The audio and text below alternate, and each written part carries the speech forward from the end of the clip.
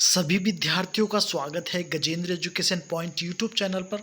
और दोस्तों, मैं हूं आपका दोस्त गजेंद्र कटारिया।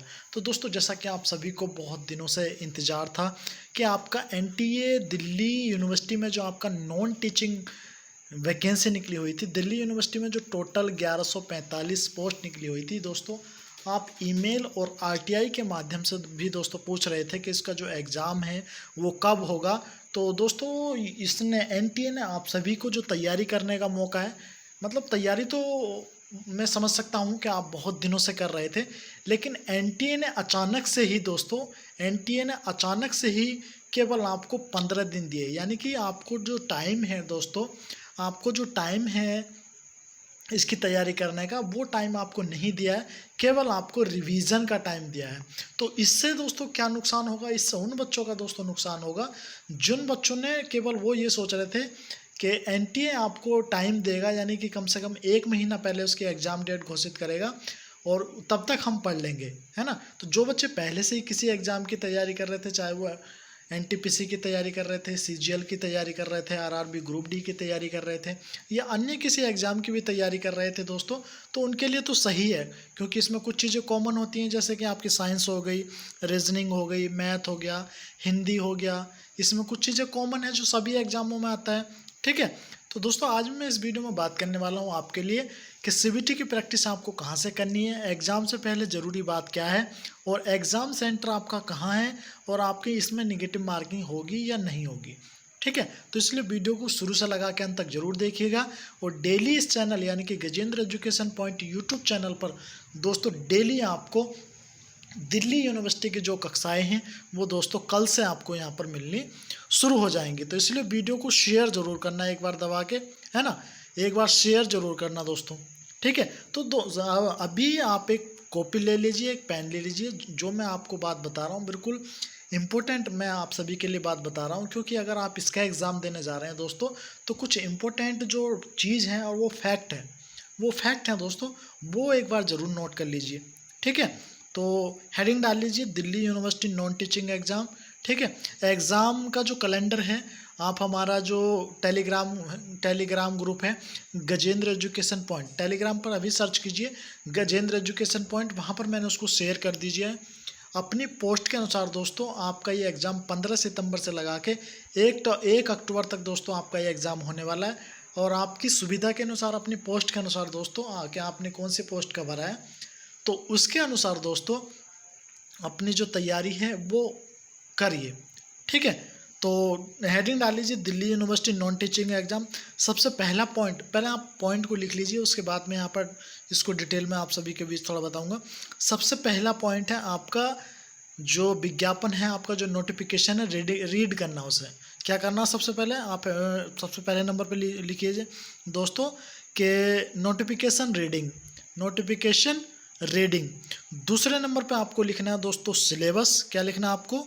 Syllabus information. तीसरे नंबर पे आपको लिखना है दोस्तों सीबीटी प्रैक्टिस, ठीक है, सीबीटी प्रैक्टिस। और उसके बाद आपको लिखना है दोस्तों निगेटिव मार्किंग। चौथे नंबर पर आपको लिखना है निगेटिव मार्किंग। और उसके बाद आपको लिखना है कि प्रैक्टिस वाले कौन कौन से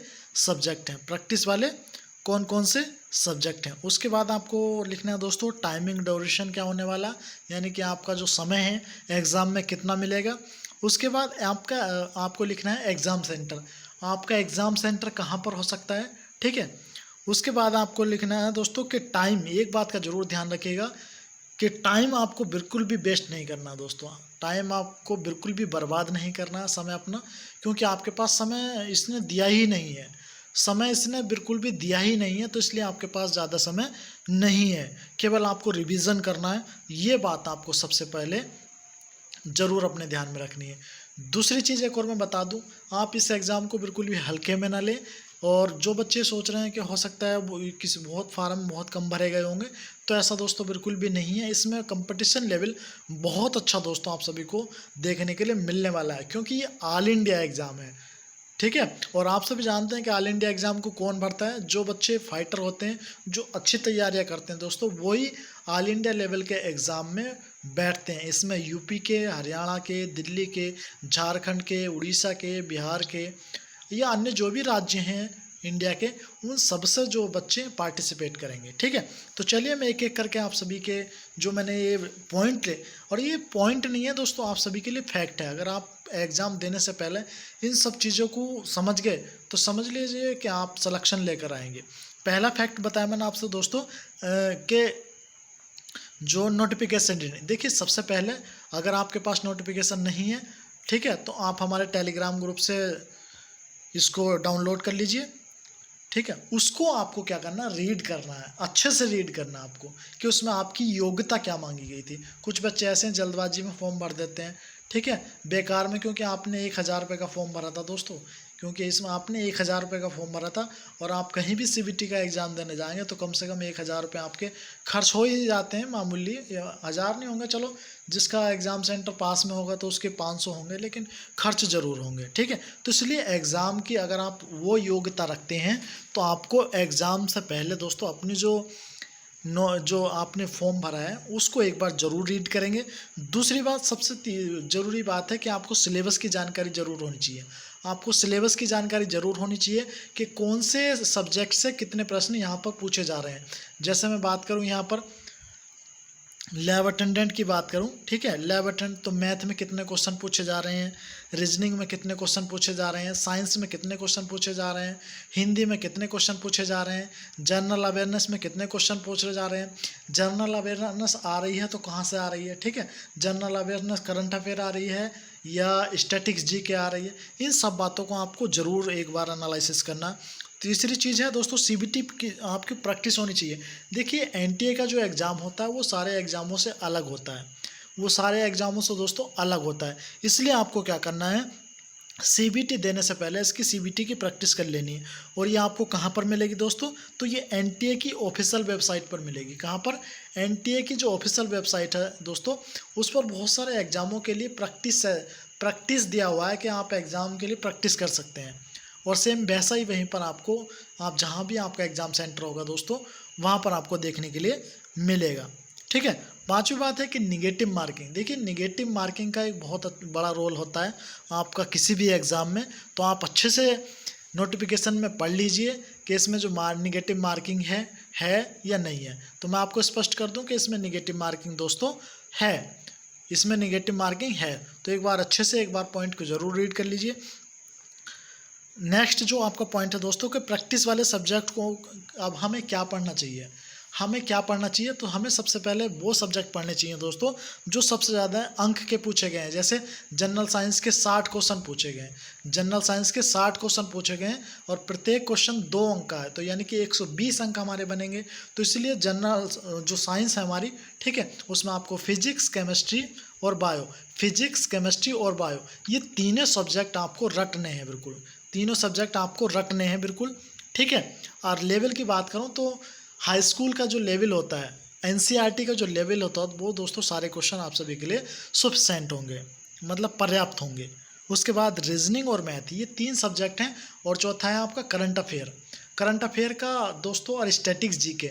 आपको जीके पे ज़्यादा ध्यान नहीं देना, जीके में स्टैटिक्स जीके आपको पढ़नी है और करंट अफेयर पढ़नी है। और करंट अफेयर भी कब तक की पढ़नी दोस्तों, केवल आपको अगस्त तक की ही दोस्तों करंट अफेयर पढ़नी है, केवल अगस्त तक की। अगस्त में ओलंपिक एक बार ज़रूर आपको पढ़ के जाना है। ठीक है, तो ये तो हो गया प्रैक्टिस है, आपको किसको ज़्यादा टाइम देना चाहिए।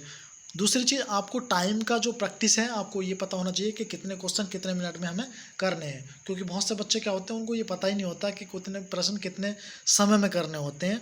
ठीक है, और टाइम निकल जाता है और उनके क्वेश्चन छूट जाते हैं। बाद में कहते हैं यार हम तो पेपर आधा ही अटैम्प्ट कर पाए। उसके बाद एग्ज़ाम सेंटर के लिए आप बिल्कुल भी परेशान ना हो। ठीक है, कोई बच्चा मुझसे कह रहा था कि सर क्या इसके एग्ज़ाम सेंटर केवल दिल्ली में ही बनेंगे, तो ऐसा बिल्कुल भी नहीं है। क्योंकि एनटीए के जो एनटीए है, एनटीए की संस्था पूरे इंडिया में है। ठीक है, ये यूजीसी नेट का एग्ज़ाम भी कराता है, नीट का, ठीक है, जेई मेन का एग्ज़ाम भी कराता है। तो आप बिल्कुल भी परेशान ना हो, आपका जो भी नज़दीक आपने सेंटर भरा होगा, आपको वो वाला सेंटर दिया जाएगा। इस बात के लिए आप बिल्कुल आश्वस्त हो जाएं। ठीक है, और लास्ट में मैं यही बात करूँगा कि अपना टाइम बिल्कुल भी वेस्ट ना करें। लगातार अगर आपने 20 दिन मेहनत कर ली, तो आप सब जानते हैं कि दिल्ली यूनिवर्सिटी की जॉब एक बेहतरीन जॉब है दोस्तों, और सेंट्रल गवर्नमेंट की जॉब है। अगर आपको मिल गई तो समझ लीजिए आपको बहुत ही खुशी होगी और आपका जो सपना है, मतलब जो राज्य वाली जॉब होती है उससे दोस्तों 100 गुना बेटर है। कितना गुना? 100 गुना दोस्तों यहाँ पर बेटर है ये। तो इसलिए अपना टाइम बिल्कुल भी बर्बाद ना करें। और हाँ, इस बार लास्ट में एक बात मैं और यही कहूँगा कि कंपटीशन लेवल का ज़रूर ध्यान रखें। कंपटीशन अच्छा खासा होगा, इसलिए लेवल जो बिल्कुल अच्छे लेवल के जो प्रश्न दोस्तों, उसको भी आपको ज़रूर पढ़ना है। बाकी अगर किसी बच्चों को कोई दिक्कत है, कोई परेशानी है, ठीक है, तो कमेंट बॉक्स में मुझे ज़रूर बताना। और नेक्स्ट वीडियो जल्दी दोस्तों आपके लिए अपलोड हो जाएगी। तो इसलिए इस वीडियो को ज़्यादा से ज़्यादा शेयर करना। और चैनल पर अगर आप नए हैं तो चैनल को ज़रूर सब्सक्राइब कर लेना, क्योंकि लगातार दोस्तों कंटिन्यू एनटीए दिल्ली यूनिवर्सिटी कि जो नॉन टीचिंग वैकेंसी 1145 है, इसके लिए लगातार दोस्तों वीडियो हमारे इस चैनल पर दोस्तों आपके लिए अपलोड होंगी अब। तो चलिए दोस्तों, मैं आपका ज़्यादा समय ख़राब नहीं करूँगा, लेकिन ये फैक्ट है दोस्तों, आप इसको चाहे आजमा लेना, ठीक है। तो चलिए दोस्तों, मिलता हूँ मैं आपसे नेक्स्ट वीडियो में नेक्स्ट अपडेट के साथ। तब तक बने रहिए गजेंद्र एजुकेशन पॉइंट के साथ। Thanks for watching. जय हिंद, वंदे मातरम।